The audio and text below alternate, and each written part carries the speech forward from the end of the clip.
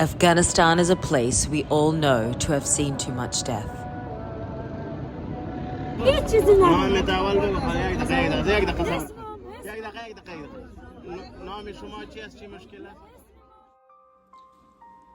Too many Afghans from too many sides have lost lives and limbs in battles of ideology, power, and land.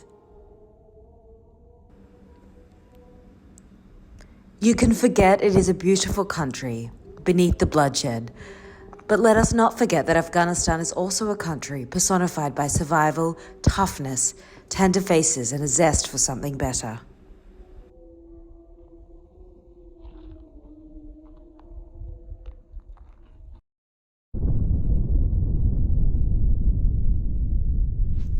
So what is really going on inside the Taliban's Afghanistan? With us now from Uzbekistan. This is Hollie McKay in Kabul. Mazar Sharif. Taliban capital of Kandahar. At a camp in the edges of Kabul. Iraq, Syria, Afghanistan. Iran, Turkey, Yemen, Saudi Arabia, also Burma, Russia, East Africa. Sat through military tribunals and interviewed hundreds of soldiers, civilians, and government officials before, during, and after the horrors of war. We have to understand the way that they think.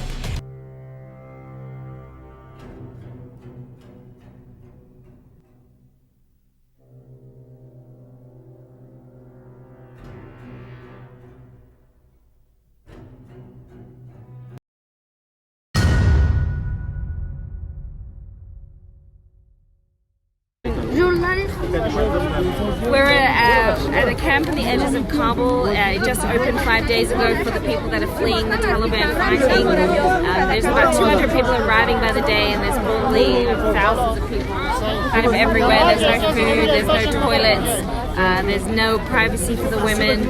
And probably in all my years of journalism, I don't know that I've ever seen a camp this bad. So I'm kind of in shock, to be honest with you, and the people here are extraordinary, but it's obviously a really desperate situation and a really sad situation, and there's a lot of people that need a lot of help. Mazar Sharif in the northern of Afghanistan. As you've probably seen on the news reports, a lot of the northern provinces have been falling to the Taliban in recent days and weeks. But the situation in Mazar, despite what's happening, as you can see, the markets are still full, people are going about their lives. I've noticed a big shift over the past day. I think people are starting to get a lot more worried about the Taliban advances, especially all surrounding Mazar at the moment. Hi everyone, this is Hollie. It is Saturday afternoon here in Mazar Sharif. There's been a very heavy day of fighting on the outsides of the city. What we're seeing is a lot of people are having to flee in to the city because there really isn't anywhere else for them to go at this point, and hope for the best. But my big question is, I haven't heard a single helicopter, a single plane, nothing. And so where is the air power? Where is the air power? That's what I want to know. That's the one thing the Taliban doesn't have, and the Afghan forces have planes, so where are they?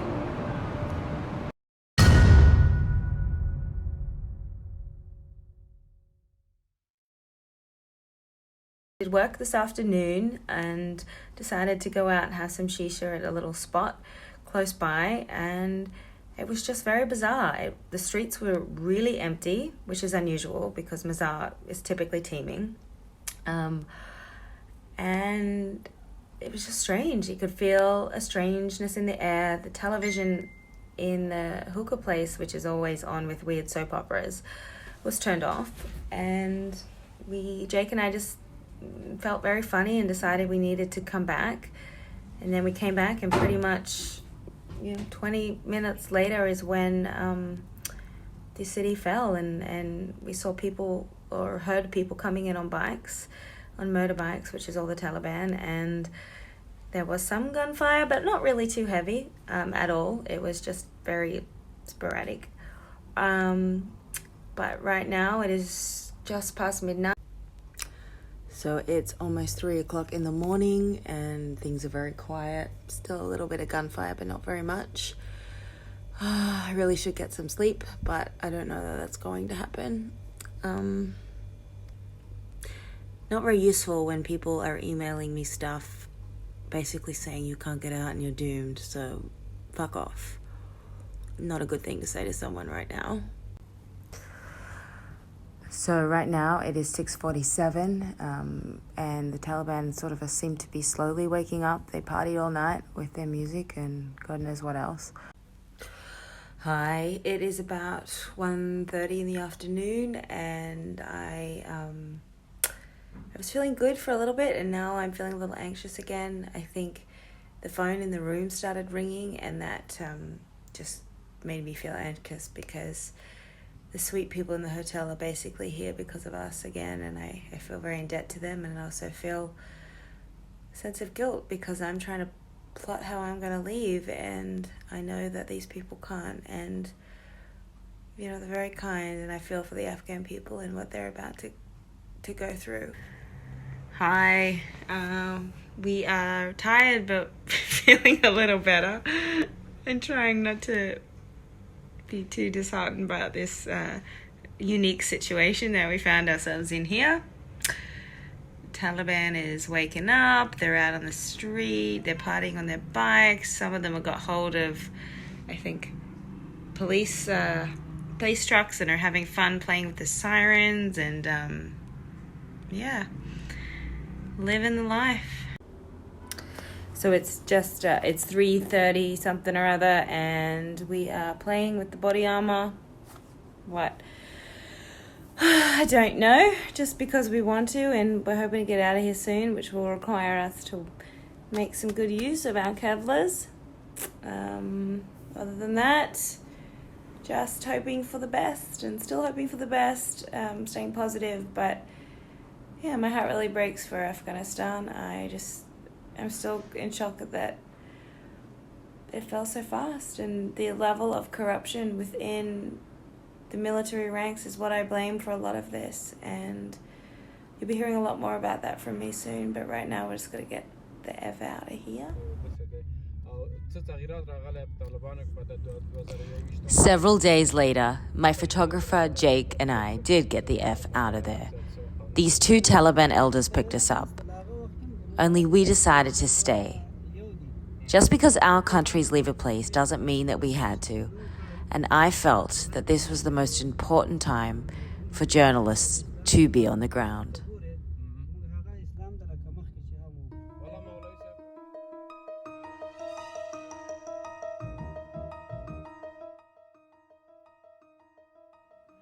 At first, many parts of the country still felt fairly normal. The difference was, for the first time, suddenly we were able to travel to almost every single province by car, something that was impossible during the time of war because of the Taliban.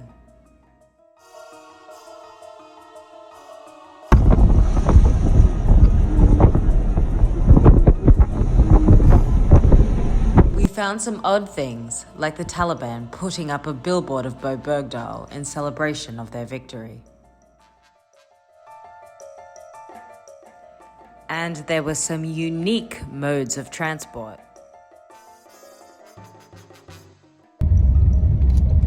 And unlike cities like Kabul, in the villages, women are rarely seen in public. And if they do go out, it's always in a burqa.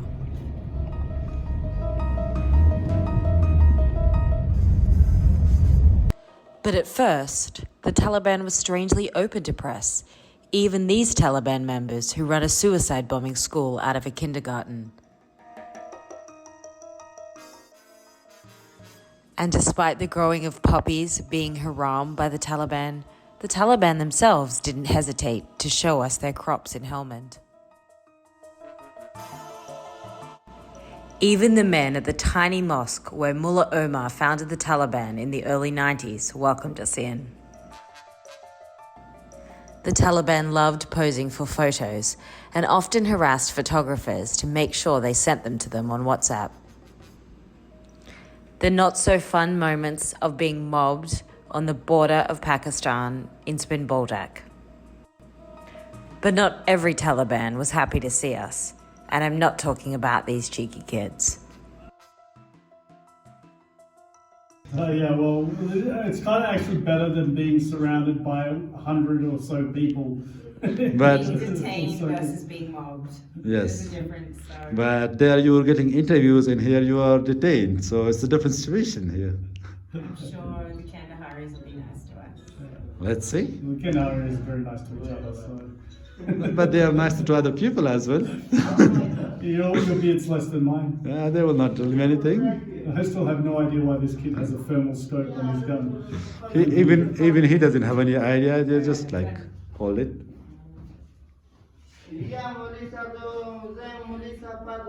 You good? Yeah. Okay. So perfectly fine, no issues. Yeah. That's good to Stay have. calm, stay calm, stay calm. Yeah. Good. Thank you.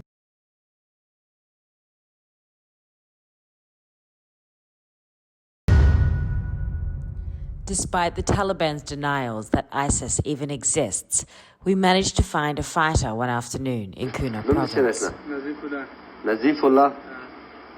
Umar de. Nazifullah, 24 years of age. And are you from this area? Tadi mantaqi? Yes, yes. Taliban, umda hada in Afghanistan told God what? He says they destroyed the country. And when did you decide that to join the Daesh? Kuburaz de shawqus da chance rajusi. Huh? Da chance rakhwane. Nah. Agamaka. Max bina chuma gadina ku khabar spinoka. Na de aksa chuni jaga chu. Oh. Sana. Guru istiwi agi kai. زه په خپل ومه داعش کې ومه نه ولې د اوسره ځې شوې حق را تخکارېدو سره ملګري شو نور ملګري وو خبر فاتحه They seem truthful, that's why I joined them. A lot of following, a lot of other people, or is it a very small group? د خلکو سره دي که لږ خلک سره دي اوس پته نه لګي مزه خو بندي وم یو کال مې زندان د کوباګرام کې بیا چې اوس طالبان راغله چې راپوش He says, I don't know how many will be there for now.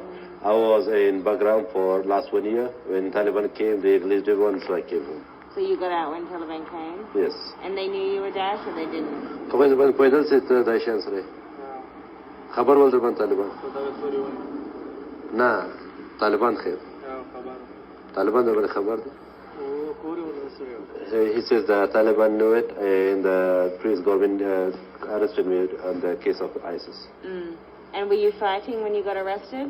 पर जंग की निवाले में संगा गाड़ी क्यों गाड़ी नहीं He says I was in a car and they took me down.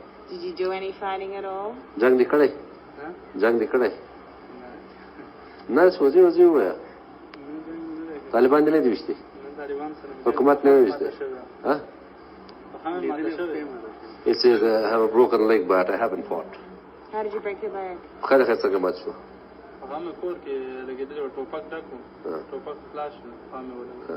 He said the gun was full, the longer one, what do you call it? The butt, yeah. No, the gun was full, like the full gun. The barrel?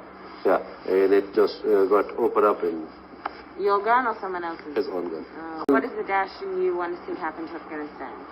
Daesh, What is his hope, the Daesh's hope for Afghanistan?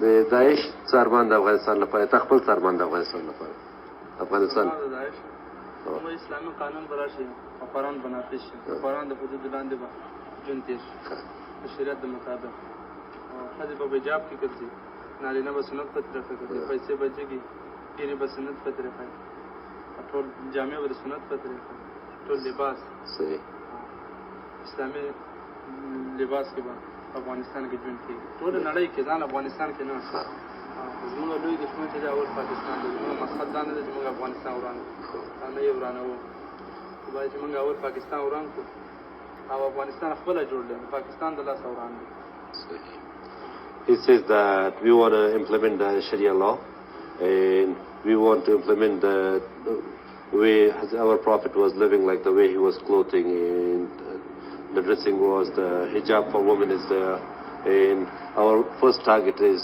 to destroy Pakistan because the main reason for everything in Afghanistan is Pakistan. I left Afghanistan at the end of 2021, promising to return.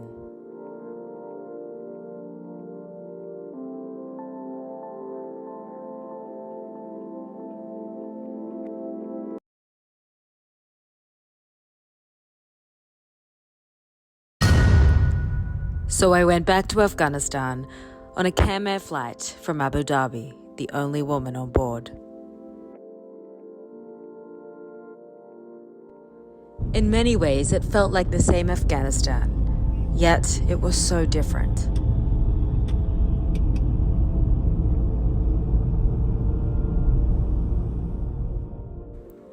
Within just a couple of hours being there, a bomb exploded next door, killing dozens.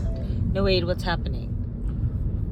A blast happened next to Wajir Khan Mosque, and The Talibs won't let us go in. the Talibs are not allowing anybody go in. We tried our best to go through and see, but they're not allowing any media at all to get in. They don't want to any coverage for that. Typical Talibs. Typical Talibs, that's what they are. And it's not like only today. Every day there's a scene happening or some reporting is needed. They will not allow people. Woo. Jesus. Yeah. It happens. So, typical Talibs. My fixer and interpreter Naweed and I decided to go to his hometown village in Logar province, where some of the family members were mourning the loss of those who died in that blast. The irony was that it was suicide bombers themselves who were killed by other suicide bombers. I decided to explore this a little further by going to Host, where the Haqqanis built tunnels in the 90s to send suicide bombers in and out of Pakistan. Only I ended up detained. This afternoon I'm back in Kabul. However, yesterday we had a little bit of an adventurous day. Naweed, my fixer, and I, we went to Host, which is down on the Pakistan border. We went and interviewed the governor of Host, who was actually one of the Gitmo 5 who was traded for Bo Bogdal. And he did give us permission to go to see these tunnels that we wanted to see. They were built in the 90s by the Haqqanis, used to get suicide bombers in and out of Pakistan. To our sort of understanding, that is still happening with the Taliban. So we really wanted to go and see. So we had to get a lot of permissions, and the amount of permissions just to work in the country are pretty insane. But when we got there, the Taliban decided to detain us just by having this permission. They didn't believe us. They said journalists don't go there, only spies. They thought my Fitbit was some sort of secret camera. So they took my Fitbit, they took all my bag, my phone, my passport. They even went through my notebook, which I wasn't very happy about. But in the end, it did turn out okay. It just was a very unpleasant day, I guess, to say the least. A very stressful day when you've got all the Taliban intel coming at you and accusing you of things or trying to make a case that doesn't exist. But that's what it is, and that's what it is like to work as a journalist here in Afghanistan. And so Naweed and I are back safely, and stay tuned for more adventures. This is Mohammed Amari, one of the Gitmo 5 who fought for me to be released. This is the treatment we had, and sometimes people ask us that you should write a book. If we write that and people read it for years or months, the people will keep crying because that's the treatment. But in the end, it's my fixer Naweed who I rely on always to keep me safe and sane. We have been working again now. The first time we worked was around 3 months, and we became really good friends since then. And it has been 7 days or 8 days now. And I wish you guys have a good life. Thank you.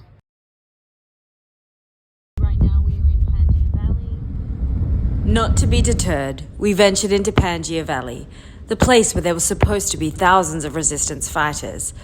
But when we got into the mountains, all we really found were villagers desperate to make ends meet.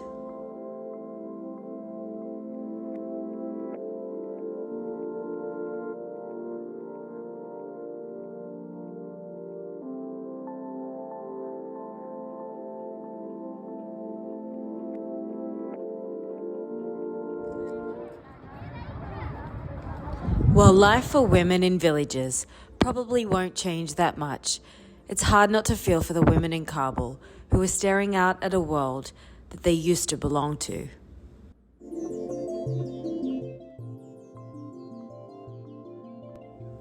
Public places like parks are solely reserved for men, in particular the Taliban. It is Friday evening in Kabul and we are at Wazibakan Hill. As we were driving up, and mind you, this is a place I've been to many times. As we were driving up, there was a boy who was about 6 years old who warned us that women were not allowed to be here. So it did take a little bit of haggling. It is one advantage of being a foreigner is that the Taliban finally did let me come in. But that is certainly one of the big changes that I've seen since I've been in Kabul today is, a place where boys gone, women are no longer allowed to be.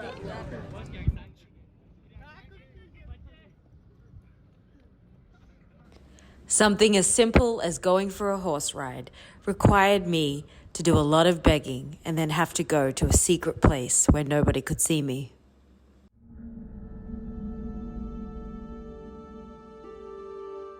Some provinces still allow girls over the age of 12 to go to school, and many private schools are still opened. But most recently, the Taliban banned women from both public and private universities. Only there is a growing phenomena of secret schools where girls go to learn in private houses. It is activists like these who make sure women are not forgotten. And even when I worried about their safety, they refused to let me take their photograph only from the back. And to reinforce some of the challenges, I was told by a Taliban guard that I was naked and that I must face the wall to talk to him because I was wearing this transparent scarf. Yet when I talked to the likes of Malawi Abdul Hamid, the spokesperson for the Ministry of Justice, he assures me that women have full rights under Islam. Less than a day later, suicide bombers attacked a school in the Hazara community. More than 50 girls sitting practice exams were killed.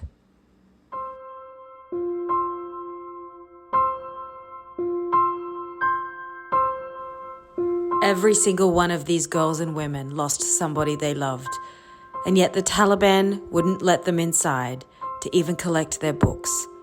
And I was detained again, simply for being there to cover it. Afghanistan embraces us and destroys us. Still, we cannot stay away from her gentle call. It is a nation that has long been burned and entombed by outside occupation, by conflict, by poverty, by its own past.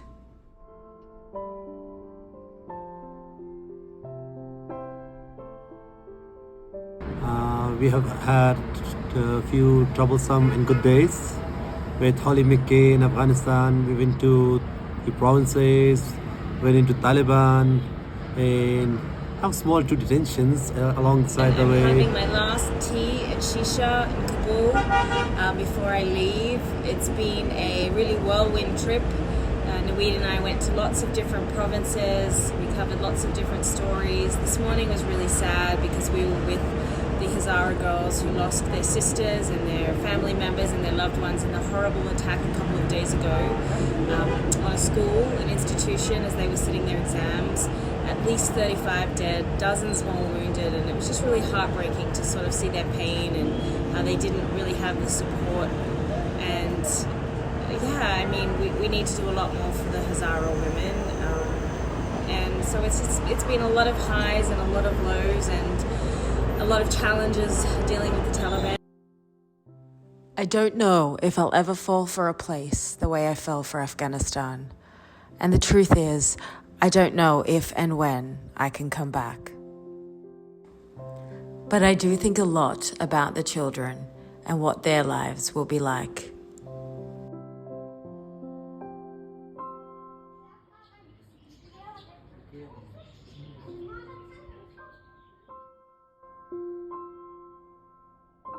It is a new chapter, but you are not forgotten.